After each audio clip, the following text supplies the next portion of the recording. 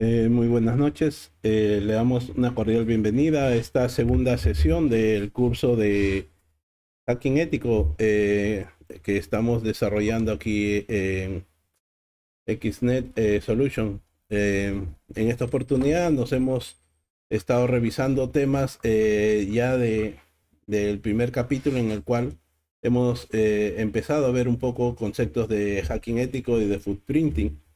Ahora, en esta oportunidad vamos a continuar revisando diferentes temas.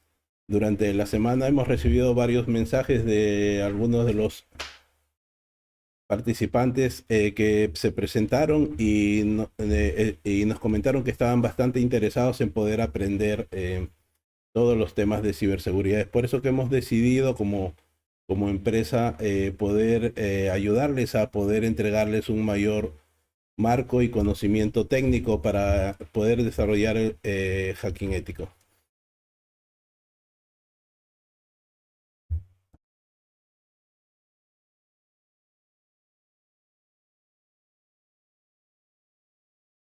Eh, lo que vamos a ver ahora es poder continuar revisando eh, el tema de hacking ético. Nosotros somos XNext Solution.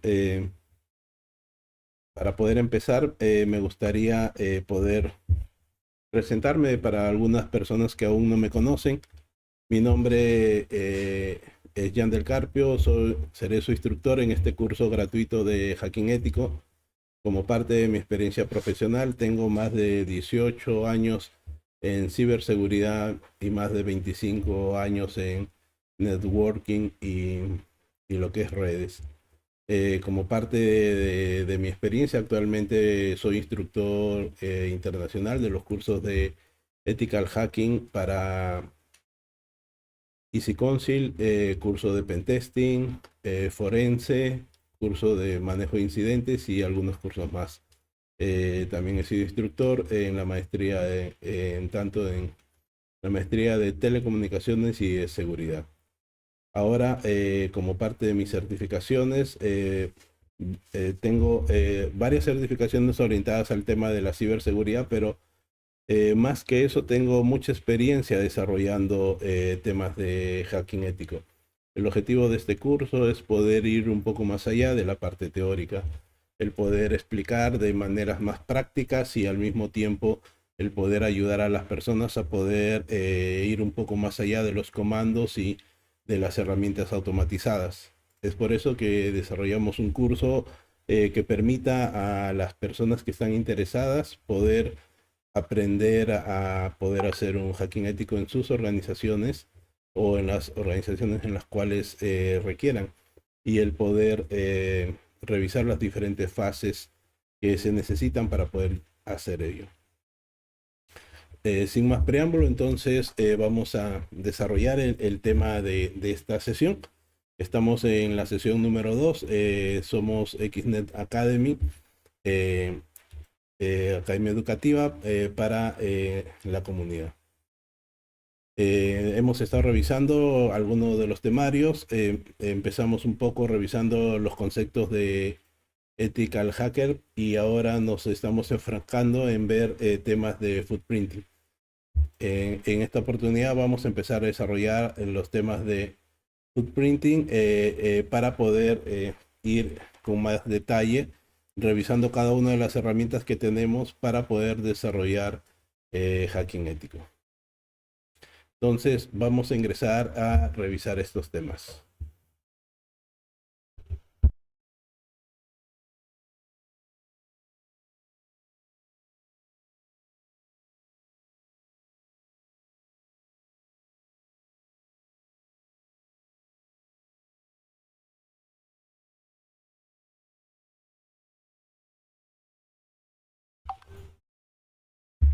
Bien, ahora que tenemos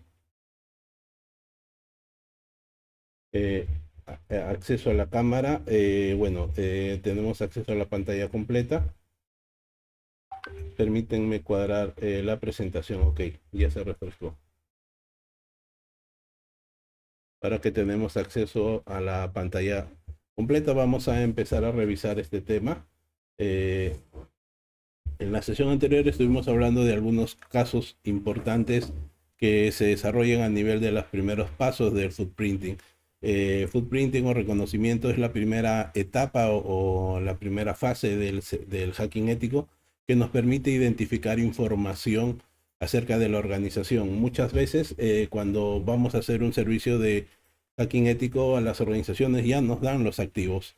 Por ejemplo, nos dicen analízame estas aplicaciones web, analízame estos servidores y analicen y nos dan los dominios, nos dan algunas credenciales y datos de la organización.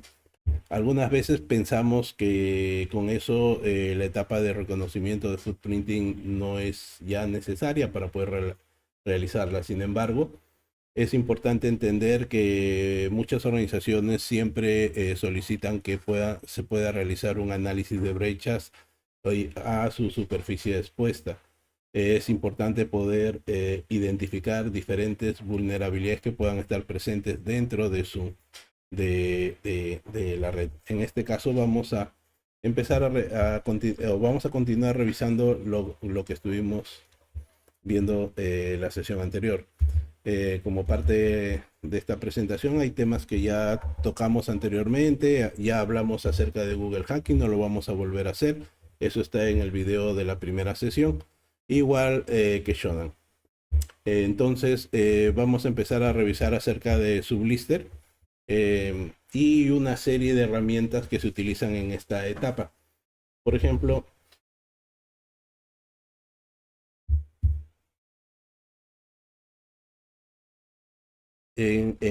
a ver, vamos a ver. Listo. En el caso de Sublister, sabemos que esta es una herramienta que la podemos encontrar en Kali y que nos sirve para poder realizar búsquedas de subdominios a través de diferentes técnicas que podríamos desarrollar, técnicas basadas en fuerza bruta, técnicas basadas en utilizando los navegadores. Lo que hace Sublister es poder utilizar navegadores o motores de búsqueda como Google, como Yahoo, como Bing, Baidu y otros para poder encontrar un subdominio y poder mostrarnos información. Eh, la forma de poder utilizar Sublister es bastante sencilla. Si es que queremos usarla, por ejemplo, podríamos, acá tengo una máquina de Kali que nos puede servir para poder mostrar esta presentación.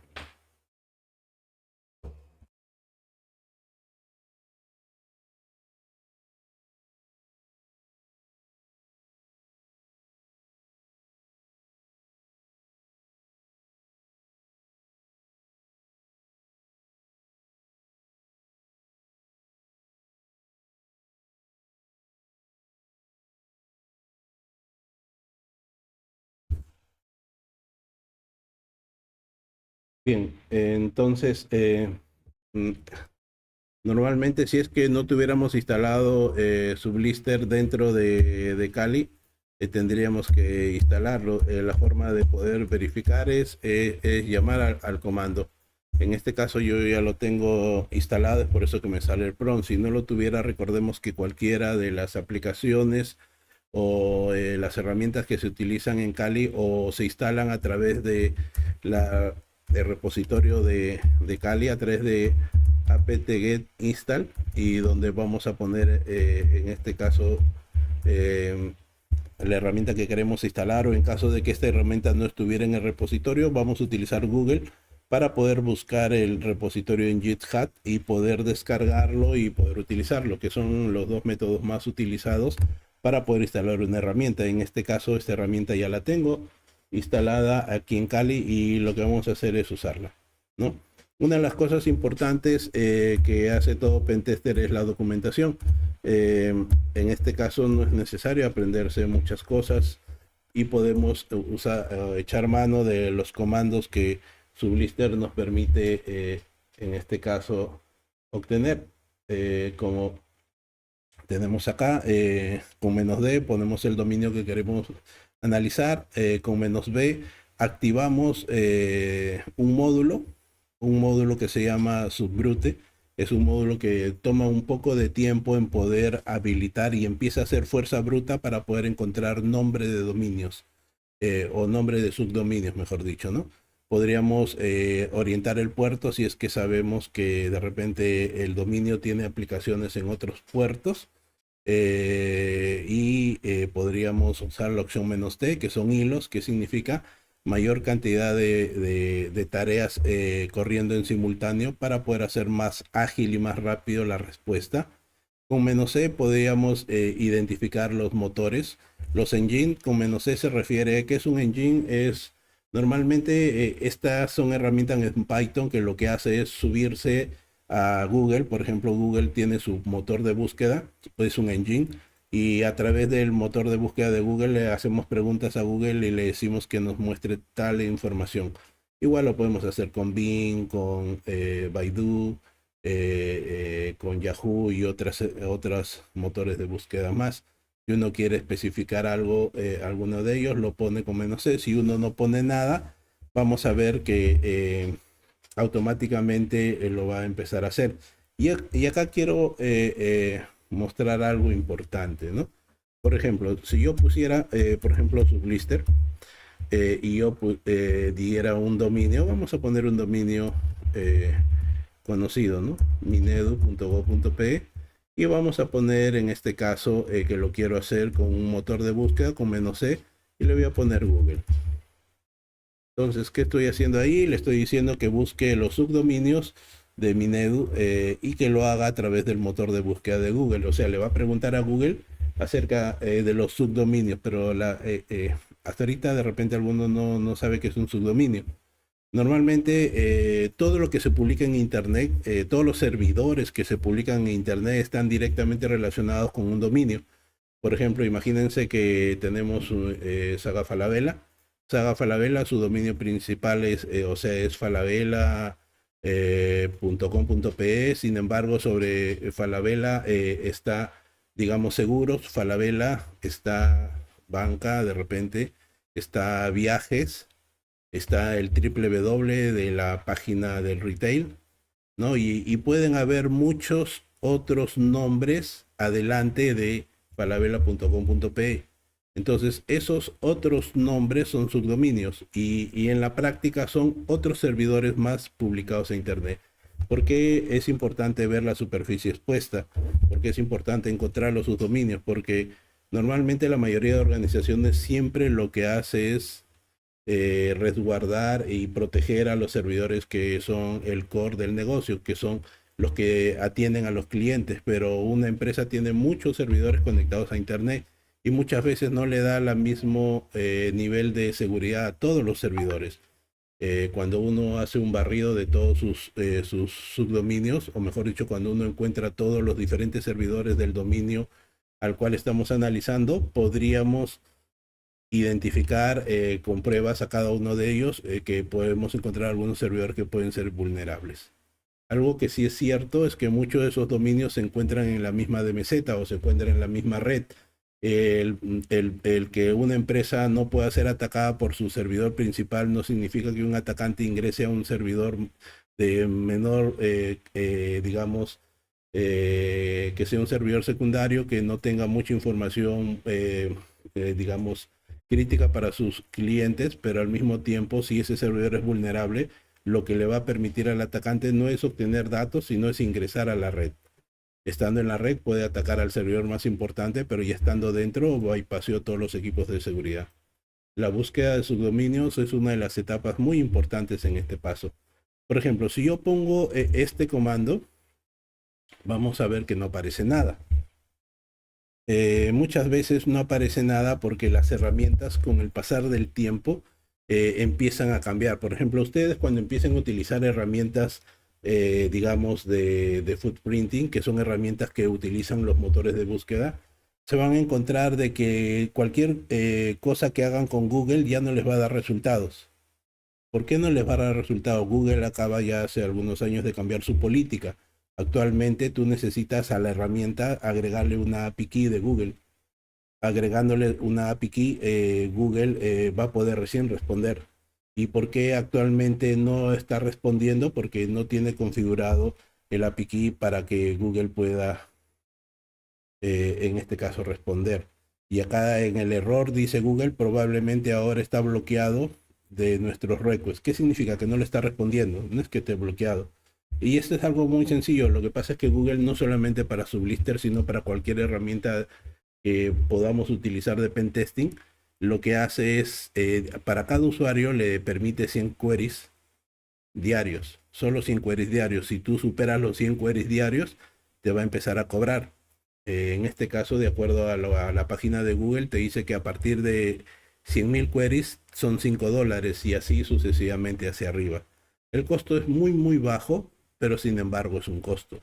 Y eso al día de hoy hace que herramientas automatizadas, si no tienen instalado o configurado la API Key, no van a funcionar.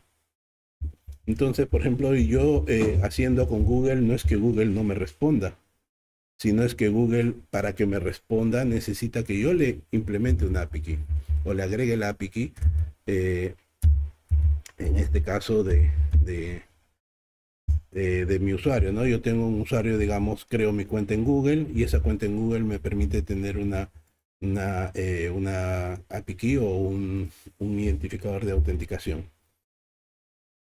Por ejemplo, igual estoy corriendo Baidu y me sale exactamente, en este caso no me está respondiendo. Entonces, no es que la herramienta no funcione. ¿Por qué lo hago esto? Lo estoy haciendo a propósito para que ustedes puedan darse cuenta que muchas personas a veces ve un video en internet y le dice que pongan esto y automáticamente sale. No, es importante entender cuando uno está haciendo esto. Vamos a ponerle la opción verbose. Con menos B chica le ponemos la opción verbose para poder darnos cuenta qué es lo que está pasando. Cuando ponemos la opción B chica, vamos a ver exactamente qué es lo que está pasando. Entonces, al presionar Enter, nos sale, ya, ahora sí nos sale respuestas. Eh, y, y si empezamos a revisar las respuestas que nos sale una gran cantidad de subdominios. Nos dice que son 81 subdominios que ha encontrado. ¿Qué es un subdominio? Es un servidor del dominio de Minedu. Pueden tener diferentes nombres del dominio, un nombre diferente hacia la izquierda, ese es un subdominio, pero siempre el nombre del dominio es el mismo y hacia la izquierda se agregan diferentes nombres. Cada uno es un servidor publicado en Internet y es diferente. La pregunta es ¿por qué no me funcionó con Google? ¿Por qué no me funcionó con otras herramientas? Si estamos viendo acá, solamente ha respondido con SSL Certificate.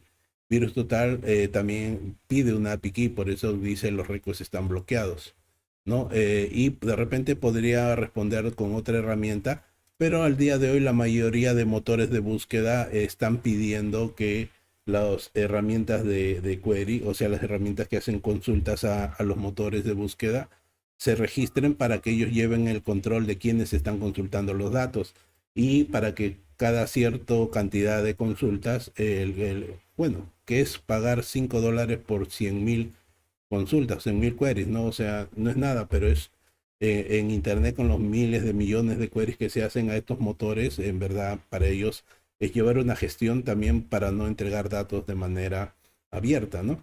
Entonces, pero de todas maneras, utilizando Sublister, por ejemplo, tenemos una cantidad grande de subdominios. Podríamos hacer diferentes búsquedas, podríamos descargar esto en un archivo o por último, si es que queremos encontrar mayor cantidad de cosas, podríamos poner la opción "-b".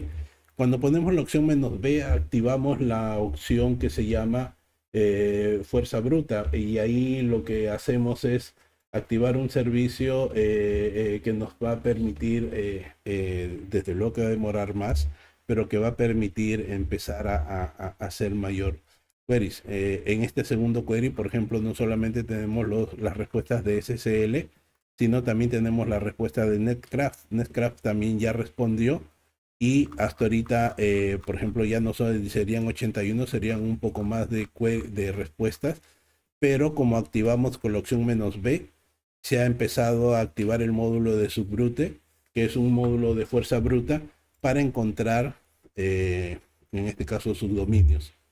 y son palabras al azar que se agregan al dominio de Minedu GodPay para poder encontrar una mayor cantidad de servidores. Esto puede demorar mucho tiempo. El objetivo no es esperar a que esto termine, sino es que ustedes puedan entender que es otro mecanismo adicional para obtener información. Recordemos que lo más importante en un hacking ético no es el tiempo. Si bien es cierto, el tiempo es eficiente, sino es la exactitud. Muchas herramientas toman su tiempo, pero lo más importante es lo que podemos encontrar producto de ese tiempo que se toma. Entonces, eso nos ayuda a poder tener mayores logros, ¿no? Entonces, una de las tareas importantes de un hacker es también tener paciencia y entender que las herramientas pueden tomar un pequeño tiempo para obtener información valiosa que normalmente no aparece de manera automática o por default, ¿no? Y así empiezan a aparecer una serie de subdominios adicionales, ¿no? Acá tenemos varios subdominios, pero si nosotros empezamos a revisar, acá estamos teniendo otros, ¿no? Intranet, correo, web, Minedu, C, y así una serie de subdominios adicionales. Podríamos esperar un rato más y tener como resultado una gran cantidad de subdominios. Vamos a presionar control C con el objetivo de detener la tarea, porque básicamente lo importante es aprender el uso de la herramienta, la cual nos va a permitir poder desarrollar, en este caso, la adquisición de subdominios.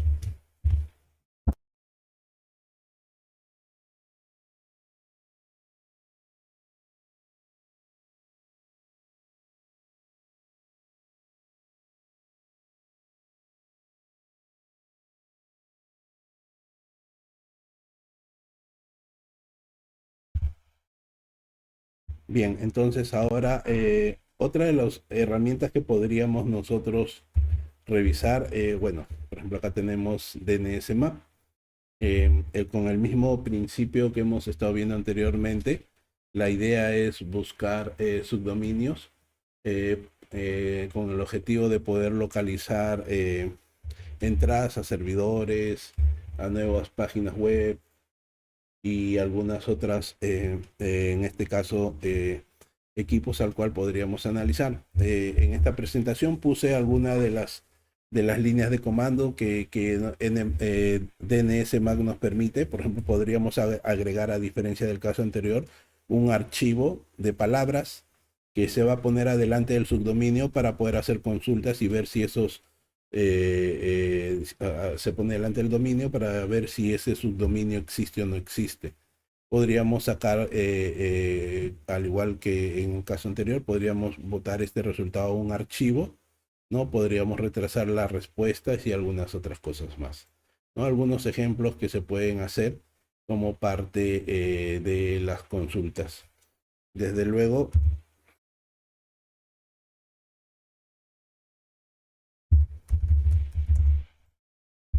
si tenemos acá, por ejemplo, DNS Map, igual podríamos utilizar algún dominio. Por ejemplo, podemos utilizar otro dominio, digamos minsa.gov.pe,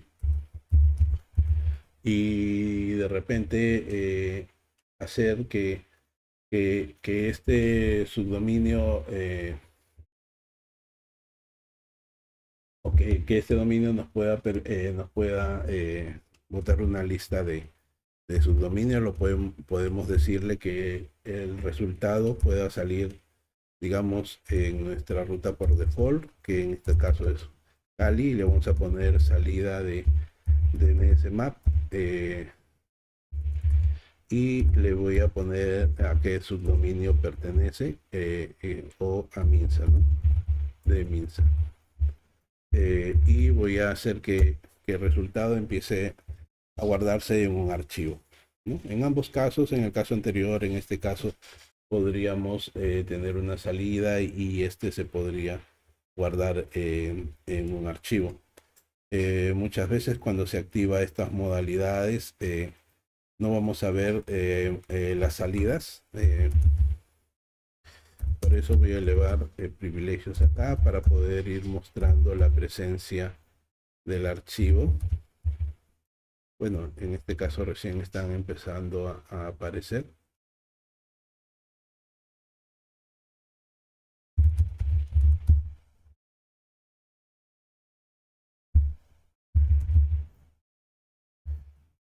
Sí tenemos el archivo.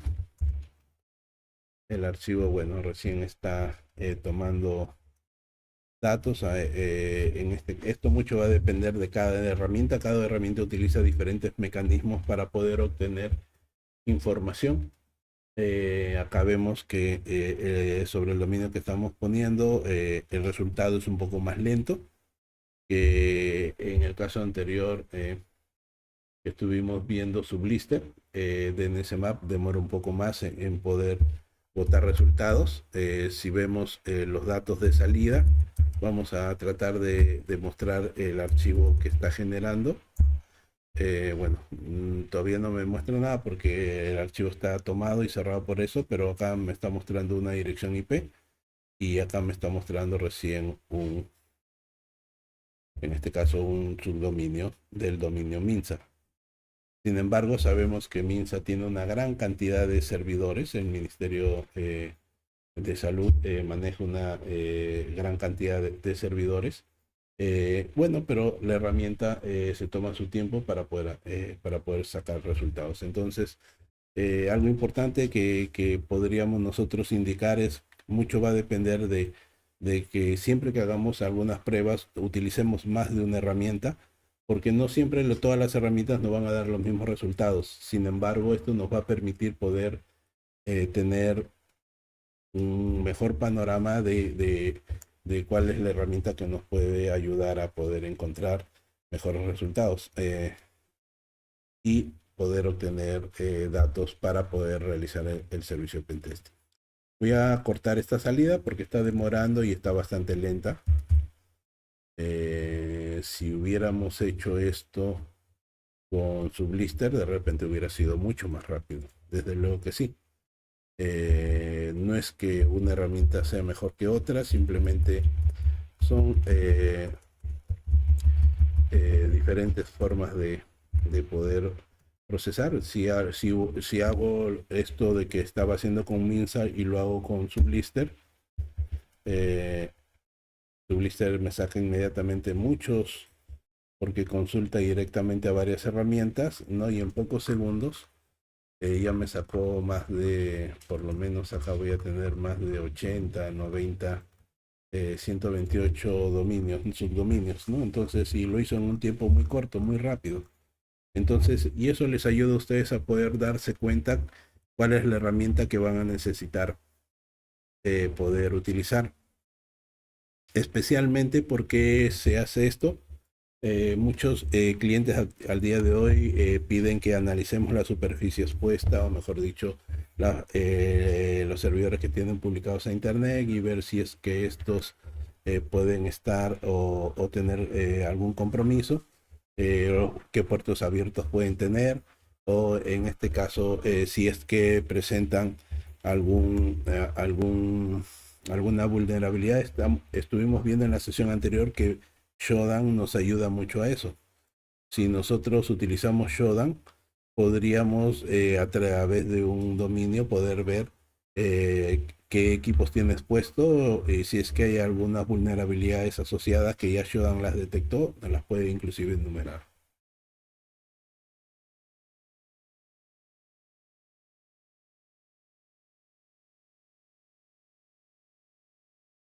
Entonces, aparte de la herramienta de DNSMAP, podríamos ver otras herramientas más. Hablando de subdominios, tenemos por ejemplo esta herramienta de acá, Pentest Tool. Aunque Pentest Tool es una herramienta de paga, de acuerdo a su documentación, nos permite hacer 5 consultas gratuitas en el día, y después de esas nos va a empezar a pedir que cumplamos con un plan de pagos para poder seguir haciendo las consultas. Pentester Tool o Pentest Tools es una herramienta que nos permite encontrar subdominio porque tiene un subdomain finder. Nos permite hacer un escaneo de puertos, aunque eso lo podemos hacer con Nmap de manera automatizada. Nos permite en las aplicaciones web también hacer un análisis de la parte de certificados y nos permite analizar los escáneres, o sea, hacer un escaneo de red y poder ver algunas aplicaciones y hacerle un escaneo de las aplicaciones para poder descubrir cross-site scripting, SQL injection y otras cosas más, ¿no? Sin embargo, hay opciones gratuitas dentro de la versión free y hay otras opciones de paga que sí hay que tener, digamos, licenciado. Simplemente la quería mencionar como parte de otra herramienta más que se habla para poder hacer pentest. Otra de las herramientas que tenemos en este caso es de Harvester. Recordemos que la versión anterior ya fue deprecada, la versión actual es con la H mayúscula. De Harvester nos va a permitir poder identificar nombres de correos de usuarios como parte de consultas que se puedan hacer algunas herramientas o algunos engine como Google, como Bing, como LinkedIn, ¿no? De Harvester nos permite hacer estas consultas y tener una relación ya sea de host o subdominios que podríamos indicar, o también podríamos encontrar cuentas de correo electrónico. Para poder utilizarlo, su uso es bastante sencillo. Ponemos el comando de Harvester con la opción "-d" para indicar el dominio y podríamos agregar algunas opciones. Por ejemplo, si queremos agregar un engine o un motor de búsqueda, podemos poner con la opción "-b" y podríamos poner Google, podríamos poner Bing, podríamos poner LinkedIn. Recordemos que Google está un poco limitado actualmente y podríamos utilizar otras, digamos, otros motores de búsqueda.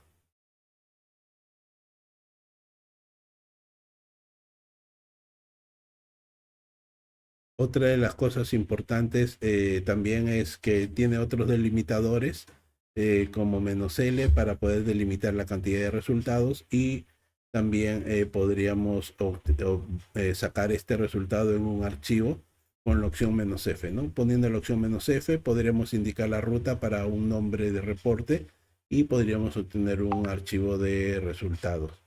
Recordemos que con la opción "-b" llamamos a un motor de búsqueda, un engine, o podríamos con all poner que utilice todos los que tiene en su lista.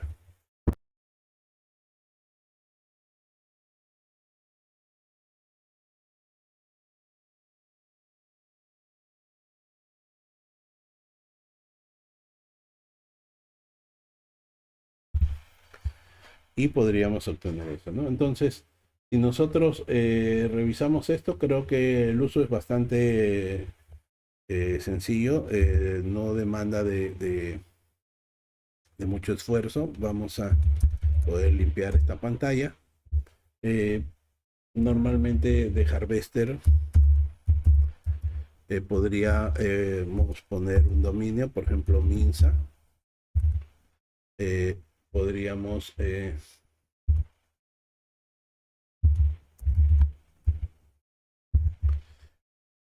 luego de eso podríamos poner de repente un buscador, podríamos dejarlo sin buscador y podríamos ver qué es lo que nos podría mostrar. Recordemos que si no ponemos ningún parámetro, nos va a indicar algunos, o sea, su gel, ¿no? Con "-d" podemos utilizar la opción de domain, ¿no? Podríamos manejar para hacer la búsqueda algunas direcciones para que la consulta DNS sea focalizada a algún servidor específico. Con "-b" está en este caso los engine que podríamos utilizar para poder hacer la búsqueda.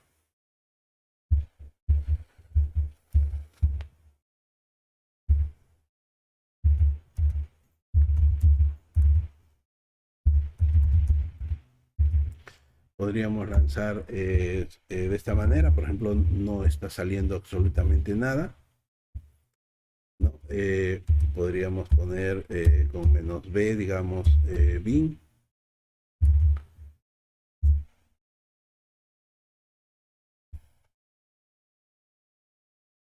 En este caso me está botando solo algunos resultados, pero si ustedes se dan cuenta, es muy importante el tema de las API keys. O sea, en esta etapa de footprinting, en donde hacemos consultas a los motores de búsqueda, como Google, como Bing, como Yahoo, como Shodan y otros más, muchos de ellos piden que registremos una API key. Entonces, esto nos va a permitir poder tener una mayor cantidad de resultados ante consultas que podamos hacer. Sabemos que si buscamos, en este caso, host o subdominios, Minsa no tiene 4, Minsa tiene un montón. Si hacemos la misma consulta en vez de Minsa con Minedu, hemos ya hace un rato revisado que Minedu tiene más de, digamos, 120 y tantos, igual que, sin embargo, acá nos aparecen pocos, ¿no?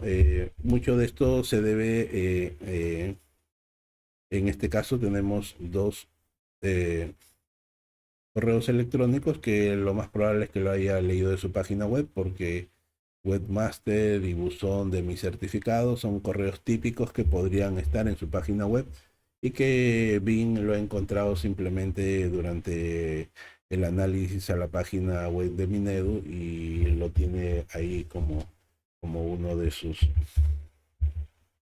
como parte de sus resultados. Recordemos que no siempre todo nos va a dar resultados. Por ejemplo, invalid fuente, ya Google ya no figura como parte de la búsqueda, ¿no? Y si ponemos -h, podemos ver quiénes actualmente figuran. De Harvester tenemos Baidu, ¿no? Tenemos Bing, ¿no?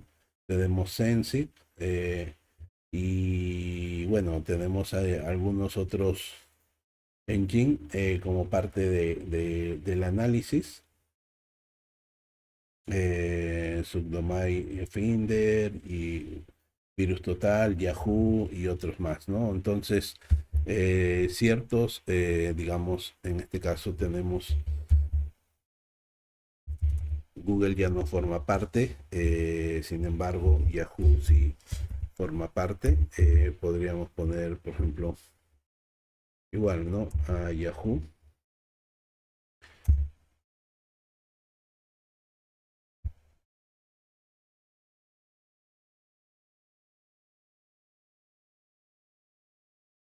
Y bueno, a diferencia de Bing y de el otro buscador, en Yahoo nos ha encontrado 39 subdominios, ¿no? Y nos está encontrando aproximadamente usuarios, 75 correos electrónicos, ¿no? De diferentes usuarios o de diferentes áreas dentro de la organización, que generalmente pueden estar publicados en Internet. Algunos tienen nombre de usuarios propiamente dicho y otros tienen nombre de direcciones regionales o de áreas que indican que pertenecen a un departamento específico, ¿no? Entonces, siempre es importante poder probar la herramienta utilizando diferentes opciones. La mejor recomendación que yo les puedo hacer es utilicen el gel. El gel es de todas las herramientas, ayuda de manera importante, y hay veces cuando no se puede, utilicen el comando, en este caso, si ponemos, bueno, en este caso de Harvester no tiene manual, pero los otros sí los podemos identificar, ¿no? Y podríamos encontrar las consultas para poder hacer los comandos adecuados. Luego de esto, de haber utilizado de Harvester, que nos ha podido entregar algunos subdominios, pero nos ha entregado cuentas de correo, ¿no? ¿En qué caso utilizamos cuenta de correo? Cuando necesitamos hacer ataques de ingeniería social para poder obtener cuentas que son válidas dentro de la organización. Desde luego que si hacemos un ataque de ingeniería social, muchas de estas cuentas nos van a servir para poder hacer el análisis.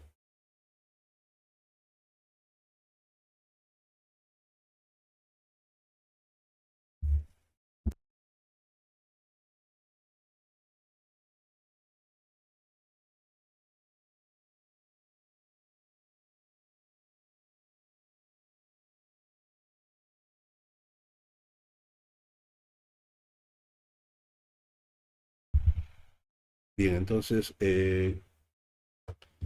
si nosotros continuamos, vamos a poder ahora ver otra herramienta. Esta herramienta se llama Sherlock. El objetivo de esta herramienta es poder identificar un nombre de usuario, ya sea el nombre, ya sea un username, ya sea un ID, o puede ser un correo electrónico, para que se busque si existe alguna cuenta de eso dentro de diferentes sitios de redes sociales. Esto podría ayudar, aunque podría ser muchas veces la cuenta de otra persona que podría tener un nombre similar, pero podría ser que no. Entonces, durante el análisis con Sherlock, nosotros necesitamos conocer el correo o el nombre o un username, ¿no? Y a través de la búsqueda nos podemos encontrar diferentes tipos de información, ¿no? Por ejemplo, si nosotros nos vamos a ver cómo utilizaríamos esto, vámonos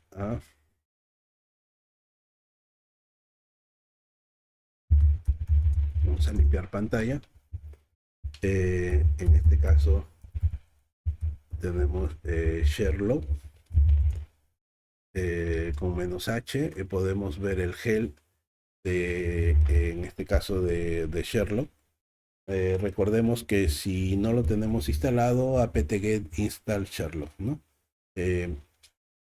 Entre los parámetros que podrían ser interesantes está la palabra username o usernames, que significa que no es necesario poner una sola palabra, sino podríamos tener más de un nombre, ¿no? Luego de eso podemos imprimir todo, podemos imprimir solamente lo que se ha encontrado dependiendo de lo que quiera saber. Por ejemplo, él busca, por decir, en 500 sitios.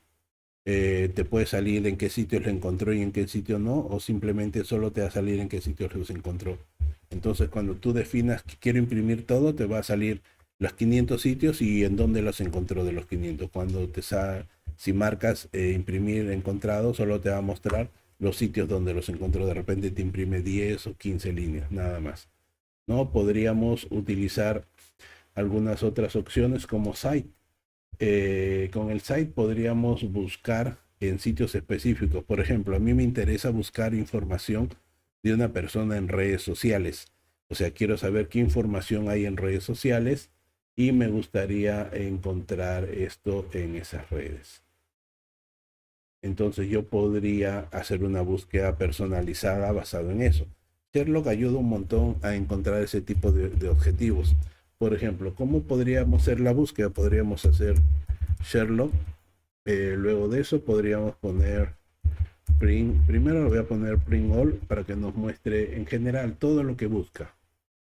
Luego de eso podríamos poner, digamos, vamos a ver cómo funciona estos. Siempre es bueno poder probar. Vamos a decir que me busque en Facebook. Luego le voy a decir que también me busque, digamos, en Telegram. Le voy a decir que me busque en Instagram.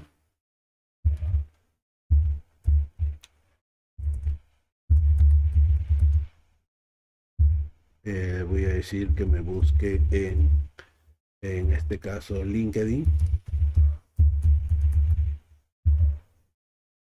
¿Y qué le voy a decir que me busque? Le voy a dar 3 datos. El primer dato, un username, J del Carpio. Espacio. El segundo dato, un correo. Jan.delcarpio arroba gmail.com. Y el tercer dato, un nombre, pero cuando el nombre tiene un espacio, se pone en comillas, ¿no? Jan del Carpio. Y lo pongo en comillas porque para que aparezca el nombre. Le doy enter y en este caso Sherlock me dice primero voy a buscar sobre J del Carpio, ¿no? Entonces él me dice, como yo le definí exactamente en qué buscar, él me dice, mira, en Telegram hay un usuario J del Carpio. En Instagram no hemos encontrado nada, pero en LinkedIn sí hay un usuario J del Carpio, ¿no? Para el correo no figura ninguno, porque normalmente estas herramientas no se utilizan con correo, generalmente son más, bueno, y para el nombre tampoco me ha podido encontrar acá, ¿no? Y en resumen me ha encontrado solo en dos sitios, pero es un poco más directo y más efectivo. La otra alternativa sería, ¿sabes qué? Búscame estos tres nombres, estos tres datos, pero no me busques por site. O sea, ya no te voy a decir por site, sino imprímeme y quiero saber dónde lo vas a buscar, en todos los lugares donde lo vayas a buscar, ¿no? Entonces le pongo el usuario, J. El Carpio, el correo, espacio y le pongo el nombre, ¿no? Entre comillas porque tiene espacios en blanco. Lo que hace la herramienta es buscar en muchos sitios, ¿no? Entonces empieza con el primero con el usuario. El usuario, el que haya un usuario similar no significa que sea de la persona que se busca, puede ser que sea de otra persona, ¿no? Y empieza a encontrar en muchos más sitios, como le puse imprimir all, print all, me muestra los que no se encuentra y los que sí se encuentra, pero si quiero que me muestre solo los que se encuentra, se pone print, en este caso phone, ¿no? Para poder decir solo donde ha encontrado. Esto sigue analizando y puede mostrarnos una gran cantidad de resultados de posibles lugares donde podría encontrar información de estas personas. Entonces, Sherlock me ayuda a poder ubicar datos de algunas personas a las cuales yo me gustaría encontrar, y la mayoría de sitios son redes sociales, ¿no? Son diferentes servicios, son páginas, YouTube, ¿no? Y así sucesivamente, WordPress, en fin, una serie de lugares donde se pueden ir encontrando. Desde luego que algunas no necesariamente pueden ser del usuario, otras sí ya es tarea del pentester, Spotify y cosas así, ¿no? Snapchat y Slide, Share y otras cosas más. En fin, una gran cantidad. Algo importante, una vez que termina de encontrar eh, por en este caso por el user, que es J. El Carpio, empieza la tarea por el correo. Hace exactamente lo mismo por el correo y te vuelve a mostrar todo el abanico de queries que hace. Y luego que termina, lo hace por el nombre. Si es que en algún lado hay forma que él encuentre basado en nombre, lo va a buscar de esa manera, ¿no?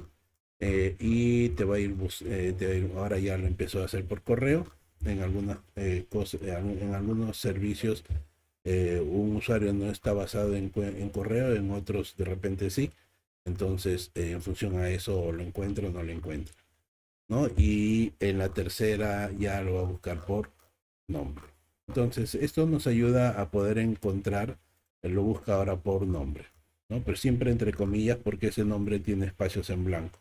Le puso porcentaje 20, que es espacio en blanco, para poder hacer la búsqueda y bueno, y sigue buscando.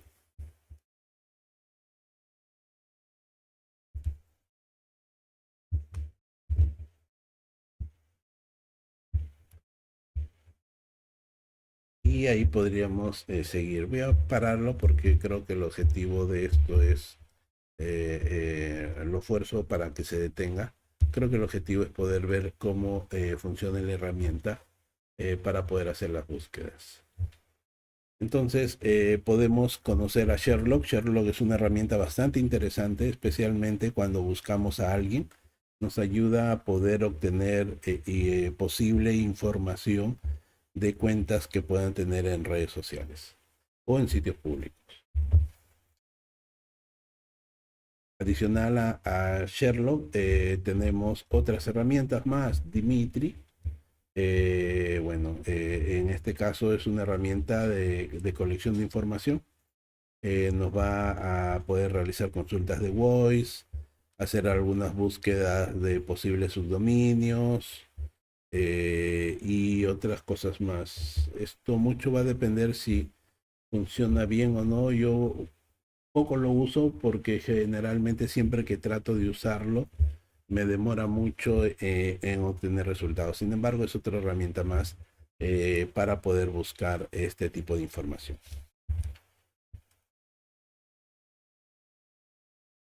Quería en este punto agregar cómo encontrar datos de filtración de datos. Siempre estamos por ahí teniendo noticias de que hackearon a un banco, de que de repente, no sé, Interbank, BCP, alguna agencia de noticias, alguna empresa de retail fue hackeada y hay una gran cantidad de datos expuestos, ¿no? Es más, de repente estamos analizando a una organización y lo primero que podemos ver es si es que esta organización ha sido hackeada y tiene datos expuestos, ¿no? Podemos hacer estas consultas y poder encontrar publicaciones. Si queremos ver exfiltración de datos publicadas, pero una página real donde los datos se muestran prácticamente recién, ni bien se hace la exfiltración, en este caso los que hacen la exfiltración lo publican para poder dar fe de lo que encontraron. Podemos irnos a esta página, ¿no? De Breach Forum. Es una página bastante, disculpe, es una página bastante utilizada que nos va a permitir poder identificar desfiltración de datos. Para poder hacerlo voy a levantar un navegador. Permítanme tener acá un pequeño navegador.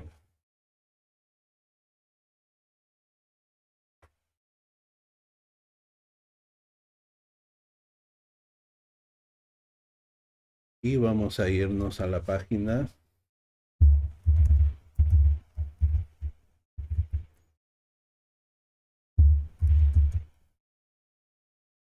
Breach Forum.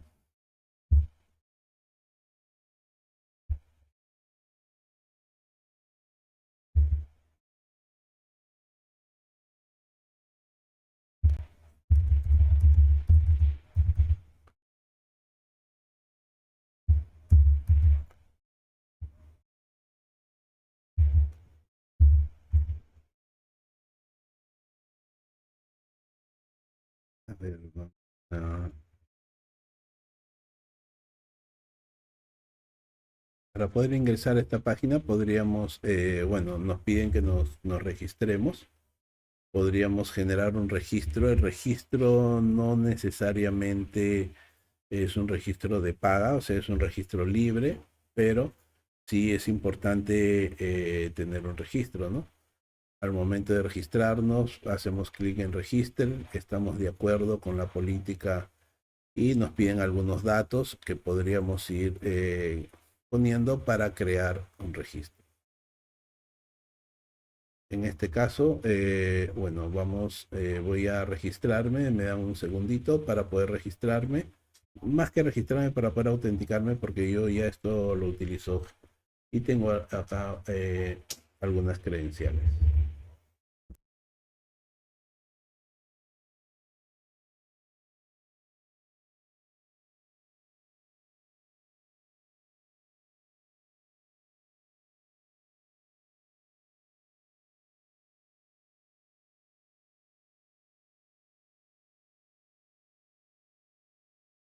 Entonces estoy registrándome, me dan un segundito mientras termino de autenticarme, no de registrarme, de autenticarme a la página.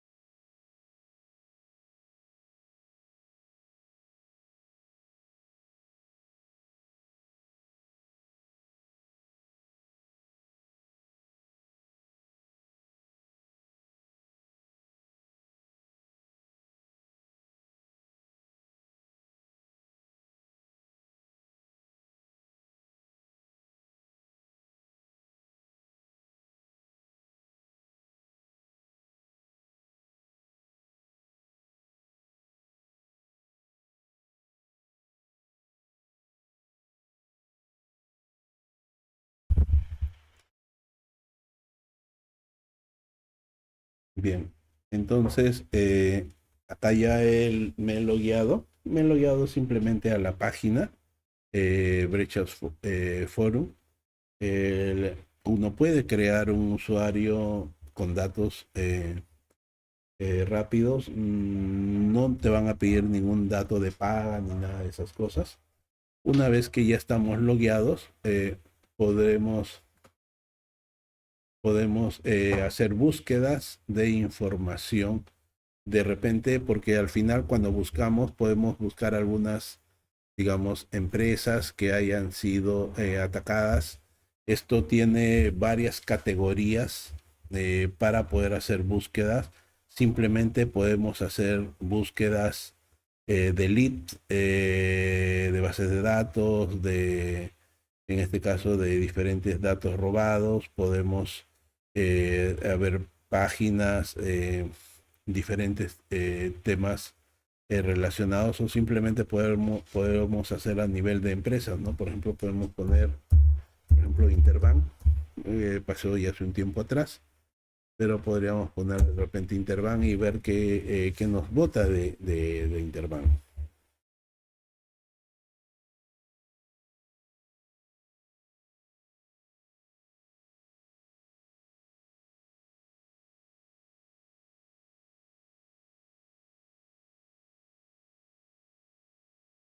Eh, por ejemplo, dentro de esta búsqueda, algunos son recién posteados en el último post. Bueno, son actualizaciones que se hacen. Por ejemplo, acá tenemos Peruvian, KFC, Banco de Crédito. Por acá tenemos base de datos no oficial. Lo voy a abrir no con el objetivo de poder, digamos, mostrar información sensible. Desde luego que esto es información pública, sino con el objetivo de poder ayudar a los pentesters a que muchas veces, cuando uno siente o piensa que su empresa ha sido atacada y que los datos han sido filtrados, ¿dónde los buscamos? Podemos empezar acá en Breach Forum, para poder identificar qué información están publicando de la empresa. Es muy importante eso, porque imagínense que su empresa ha sufrido un ataque y de repente se dan cuenta que las credenciales de accesos están siendo publicadas, ¿no? Es muy importante poder empezar a cambiar todas credenciales de acceso, o de repente se están vendiendo información de los clientes, como por ejemplo sus tarjetas personales, sus cuentas de autenticación. Entonces, de repente una política para poder cambiar todos sus credenciales de los usuarios, o de poder informarlo para que ellos puedan hacer ese cambio. Es importante al día de hoy poder saber si es que nos han atacado, no nos han atacado, y qué información se puede estar exponiendo, ¿no? Eh, y poder identificar en este caso qué datos están siendo publicados dentro de Internet.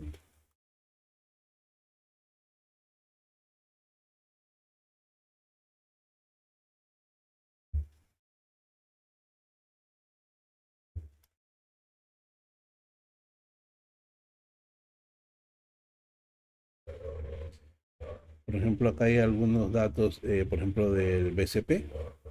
Siempre que se publica en la parte superior vamos a encontrar la fecha en cuando ellos publican esta filtración. Esto fue publicado el 31 de octubre del año pasado. Clientes del BCP, clientes de los últimos años, ¿no? Del 2022 al 2023. Ellos indican que en este caso van a tener información de sus clientes, y hay link, inclusive nos dan link para ver la información en este caso, bueno, hay veces por el tiempo en algunas páginas ya pueden estar caducado, como dice acá, el enlace ya ha sido caducado, pero generalmente dan enlaces para poder descargar los datos, para tener acceso a la información que ha sido eh, identificada, ¿no? Y poder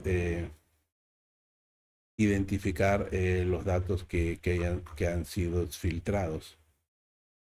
Podríamos ver algunas filtraciones que se han realizado últimamente.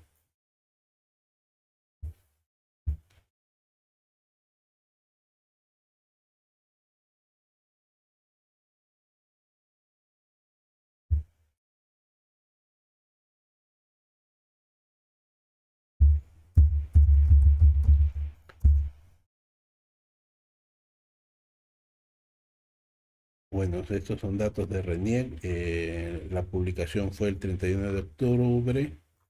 Eh,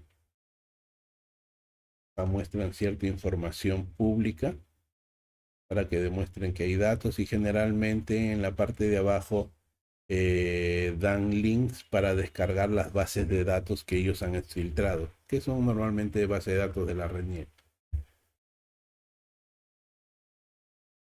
Y podríamos nosotros identificar qué información ha podido ser, en este caso, obtenida por los atacantes.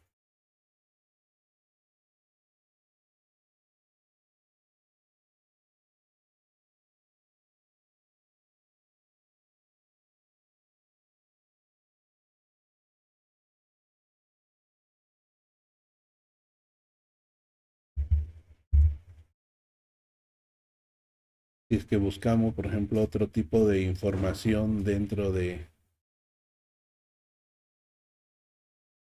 la página de búsqueda,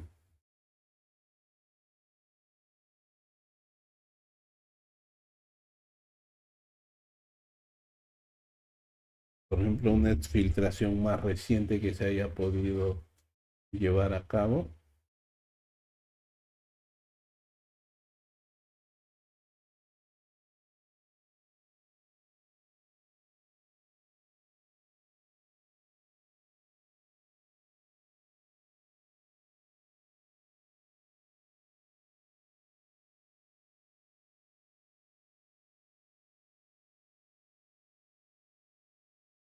Por ejemplo, esta de acá, ¿no? Acá, por ejemplo, vemos buscando Apuesta Total. Es otra empresa bastante conocida.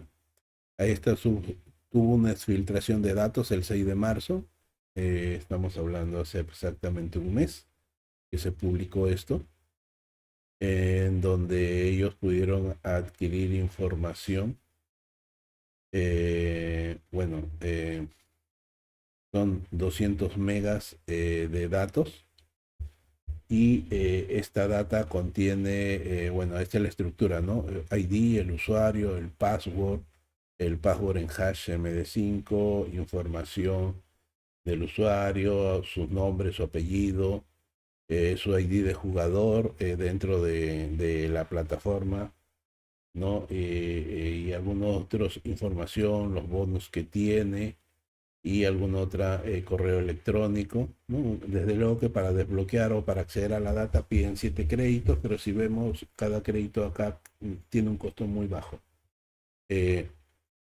Y podríamos identificar datos exfiltrados de esa organización. Entonces, si es que nosotros, por ejemplo, queremos ver si alguna organización ha sido publicada, simplemente utilizamos en el buscador, ponemos el nombre de la empresa y podría arrojarnos una serie de resultados, ¿no? También tenemos la Darkware Informer. Esta nos va a permitir poder ver, generalmente ustedes se van a dar cuenta que en la Darkware Informer la publicación se hace después que se hace Brechas Forum, ¿no? Es más, Darkware Informer te linkea a Brechas Forum para poder mostrarte las exfiltraciones que han sucedido. Entonces, cuando nosotros queremos ver algunos de estos incidentes, o sea, podríamos irnos a esta página.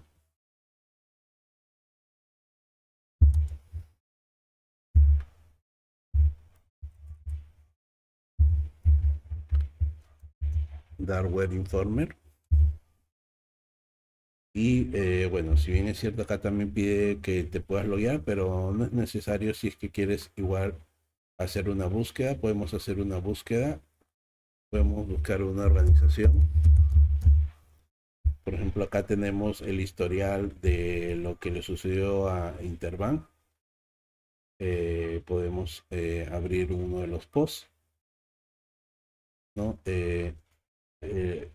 En este caso, esto fue en noviembre del año pasado, cuando filtraron o se ingresaron a Interbank.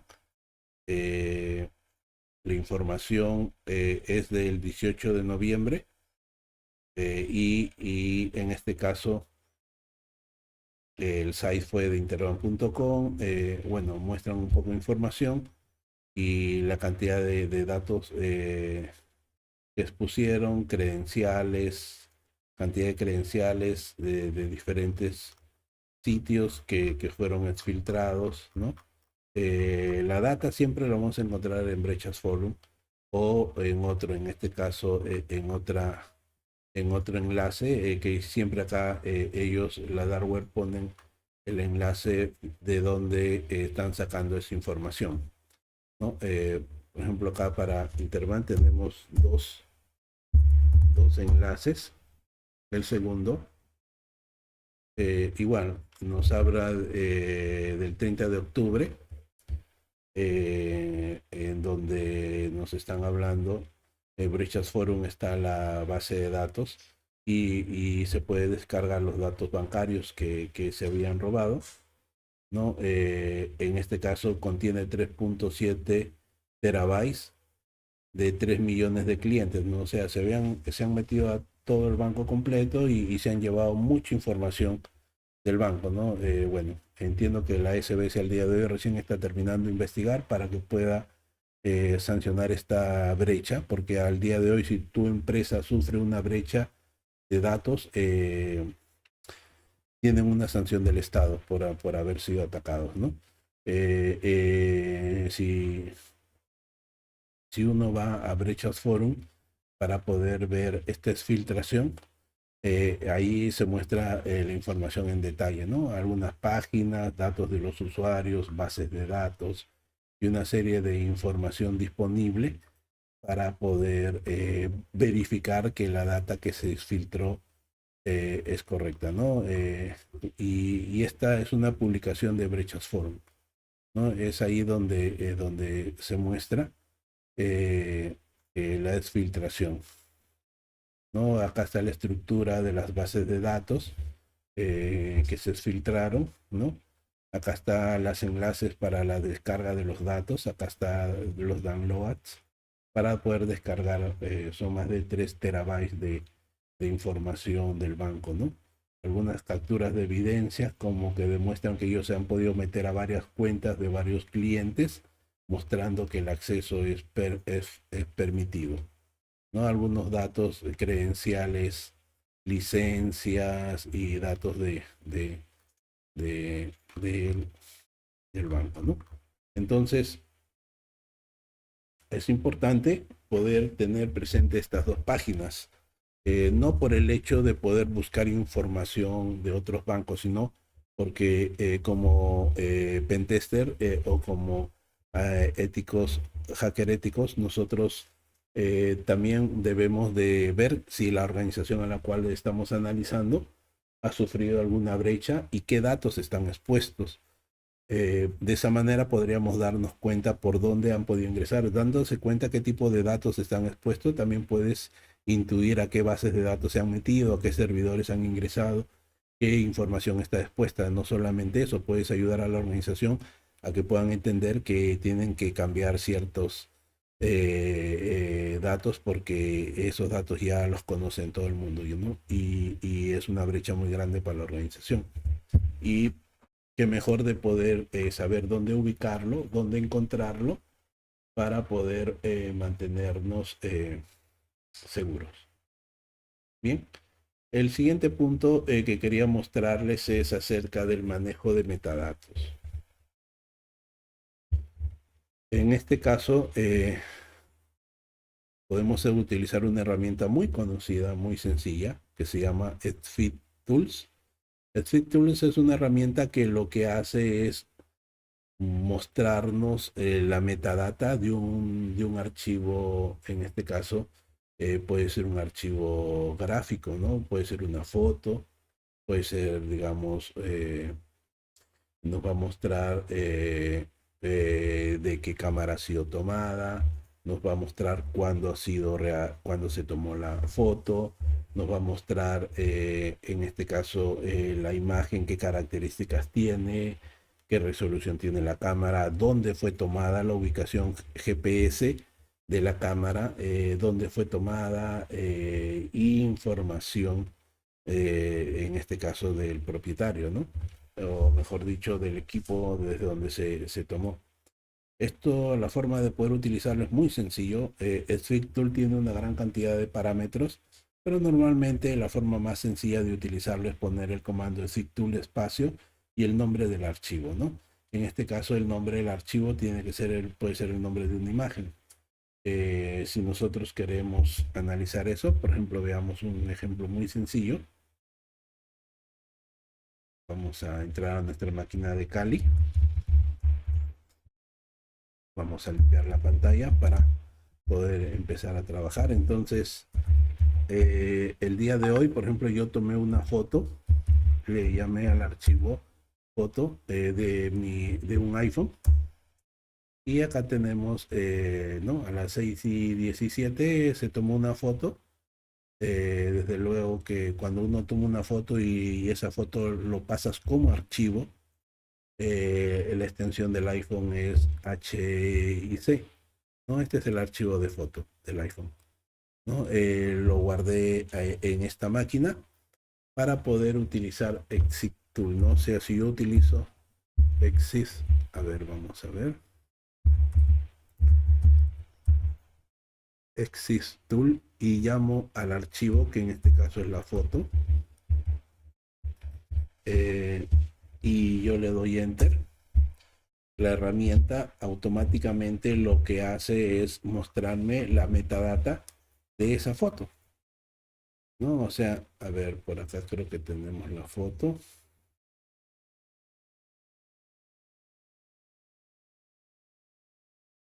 Vamos a abrirlo.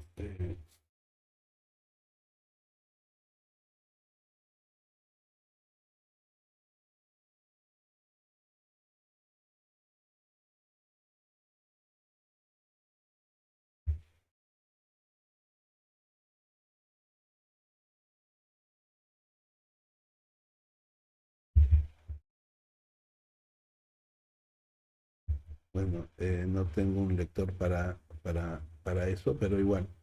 Veamos lo que me bota la metadata. La metadata me bota primero el nombre del archivo que estoy analizando. Puede ser un JPG, puede ser un PNG.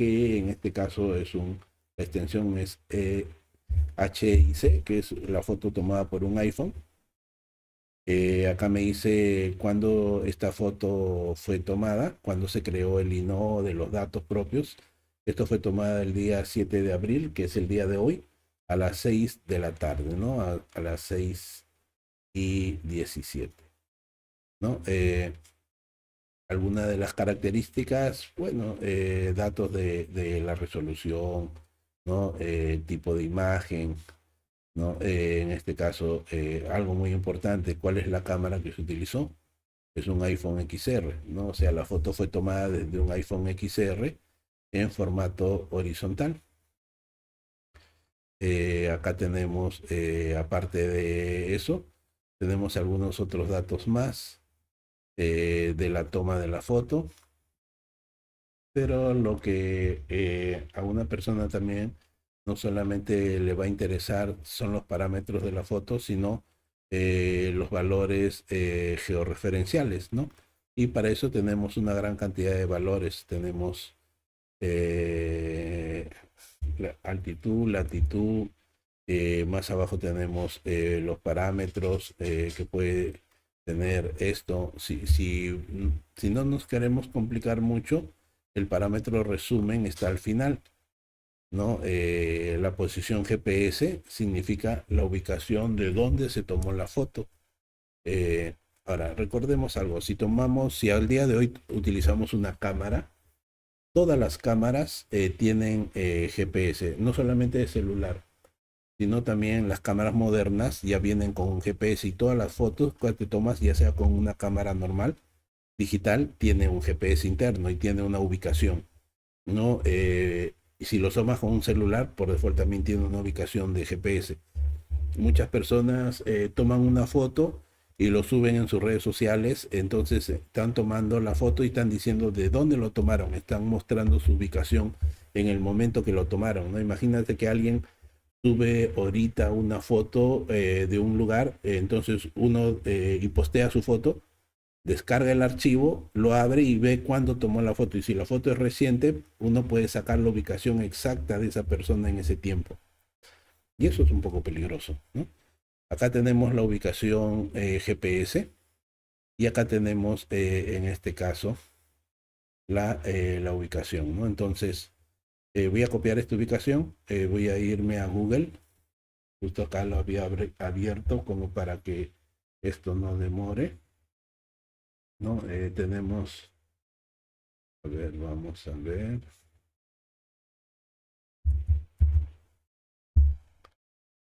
Acá tenemos Google. Si yo quiero saber dónde se tomó la foto, voy a pegar esta foto, pero algo importante que tengo que corregir es que acá dice 12 grados, pero los grados para que Google lo entienda no se pone así, sino se reemplaza por el carácter, el cerito que representa los grados. Déjenme ver dónde está este carácter. Vamos a buscarlo.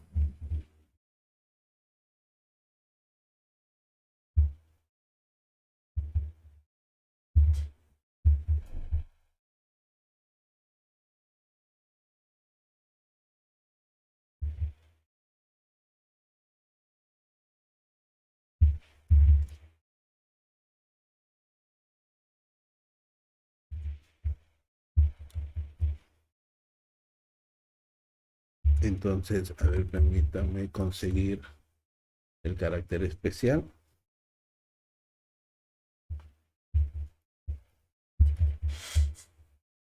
Ok, y ya conseguí el carácter especial que va a reemplazar a los grados, que es el, el circulito. Entonces esto sería 12 grados, 3 minutos, 57 segundos sur y 76 grados. En vez de la palabra de, se le pega el símbolo de grados, 56 minutos y 51 segundos oeste. Listo. Entonces, y esto me da una ubicación, ¿no? Entonces, la foto fue tomada en esa ubicación. No, bueno, esto es prácticamente La Molina. Eso es lo que, por ejemplo, uno puede obtener de una foto, de la metadata que tiene en una foto, no solamente eso. Puedes obtener con qué equipo lo hizo, si lo hizo con su celular personal. Al mismo tiempo puedes obtener información de cuándo lo hizo. Eh, Puedes obtener datos del dispositivo para poder saber qué dispositivo utilizó, ¿no? Y una serie de información que te puede ayudar a, digamos, a identificar a una persona, poder identificar dónde se encontraba y también poder, en este caso, ver algunas características del archivo propiamente dicho, de la metadata, de la foto que se ha tomado. Claro que si yo bajo una foto de internet, pero que no es una foto, sino que es una imagen, no va a tener esta metadata, ¿no? Justo yo estaba buscando una foto, por acá bajé, no es una foto, sino es una imagen, eh, y sí, es una imagen JPG, le puse tomate, y si yo quisiera sacarle la metadata a esa foto, entonces podría poner Exif Tools y le pongo la palabra tomate, ¿no? Y saco la metadata. No es una foto tomada en cámara, es una imagen de una página web. No tiene ubicación GPS. eh, es una imagen JPG. En este caso, es datos de cuando yo la descargué de internet. Podría sacar cierta información de la imagen que estoy analizando, ¿no? Características propias de la imagen, variaciones de píxeles, características en este caso, es una imagen retocada, ya podría ser de repente en Photoshop o en alguna herramienta de diseño gráfico. Por eso es que me muestra datos generales, ¿no? Entonces es muy importante el tema de la metadata que uno puede analizar cuando está, en este caso, utilizando o subiendo en redes sociales ciertas imágenes, como en este caso algunas fotos propiamente dichas o imágenes gráficas, ¿no? Y uno puede analizar su metadata. Bien, entonces espero que hayamos podido revisar parte de las técnicas de reconocimiento. Desde luego que vamos a continuar revisando mucho más herramientas, tomándonos el tiempo para poder entenderlas, cómo esto funciona y tratándolas de enfocar dónde podría esto ayudar, dónde podría estos, en este caso, servir, ¿no? Normalmente un analista forense utiliza mucho este tipo para poder identificar ubicación, para poder identificar, digamos, quién, desde dónde se está haciendo esto, o para poder identificar cuándo, o si la imagen es real, o si es una imagen que es manipulada, o si es una imagen que ha sido tomada desde hace mucho tiempo atrás. Y podríamos presentar muchas otras cosas. Espero que les haya gustado la sesión del día de hoy.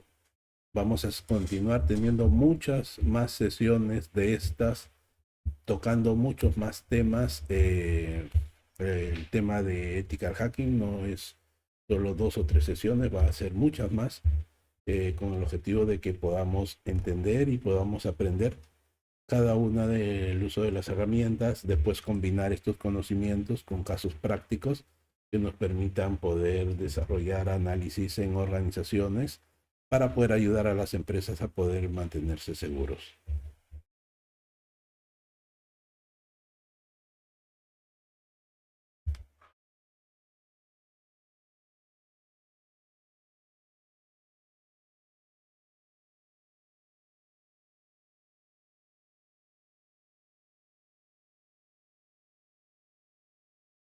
Bien, entonces el día de hoy hemos llegado al final de la sesión. No sin antes invitarles a una siguiente sesión el próximo lunes a las 7 de la noche, esperando que hayan podido gustar esta sesión. Les pedimos que puedan darle like en nuestra página de YouTube, poder inscribirse, invitar a otros amigos para que puedan aprender a hacer hacking ético de manera práctica y no solamente aprendiendo los comandos, sino también entendiendo cómo se deben usar, ¿no? O sea, para una empresa, ¿no? Y qué información valiosa nos van a dar en el momento de poder hacer pentesting. Ahí les dejamos algunos teléfonos, WhatsApp, por si están interesados en que podamos ayudarlos a poder crecer ustedes profesionalmente, tanto a nivel de servicios de hacking ético, que es lo que hacemos nosotros, análisis forense, como de entrenamiento. Eh, Tenemos igual un curso de hacking ético oficial certificado para las personas que estén interesadas y quisieran certificarse. Este curso es un curso oficial de Easy Council que incluye una certificación internacional que normalmente es muy valioso para las personas que están trabajando en organizaciones como especialistas en ciberseguridad, donde puedan demostrar el conocimiento obtenido y puedan aprender a poder desarrollar estos servicios. El conocimiento es muy importante, pero también es muy importante tener la adquisición de ciertas certificaciones, ¿no? Así como contamos con algunos otros cursos para los que puedan estar interesados. Tenemos cursos de forense digital, de Easy Council, tenemos cursos de gestión de incidentes, cursos un poco más avanzados al de CH, como el de Penetration Testing o el CPEN, el de para el CISO o en este caso el personal que se encarga de la gestión de la seguridad en la organización, ¿no? Y otros cursos especiales. Somos XNet Solution, ATC de Easy Council, y nos centramos en poder ayudar a las personas a poderlo obtener sus objetivos a través de certificaciones internacionales, a lograr estas certificaciones para que puedan aprender a desarrollar y asegurar sus organizaciones. Un gusto poder haber estado el día de hoy con ustedes y nos estamos viendo el próximo lunes a las 7 de la noche.